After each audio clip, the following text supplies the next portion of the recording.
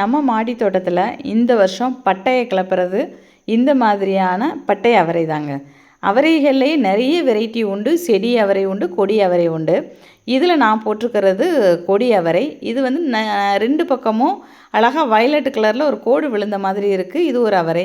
இது முழுசாக எல்லாமே நல்ல பர்பிள் கலரில் இருக்குல்ல, இது ஒரு வகையான பட்டை அவரைங்க.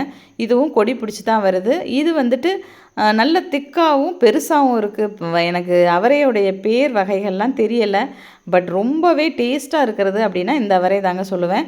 அது தவிர கோழி அவரை அப்படிங்கிறது இது சின்ன செடி, நிறைய பூக்கள் இருந்து பிஞ்சுகள் விடும்போது மழை வந்ததுனால பூக்கள் எல்லாம் உதிர்ந்து போச்சு. ஸோ இதுதான் எங்கள் வீட்டு தோட்டத்தில் வெரைட்டியாக இருக்கிற அவரை வகைகள். பாருங்கள் எவ்வளோ சூப்பராக அருமையாக காய்ச்சிக்கிட்டு வருது அப்படின்ட்டு. இதில் ஒரு குட்டியாக கோவைக்காயும் ஒன்று காய்ச்சிருந்துச்சு, அதையும் எடுத்து இதில் வச்சுருக்கேன்.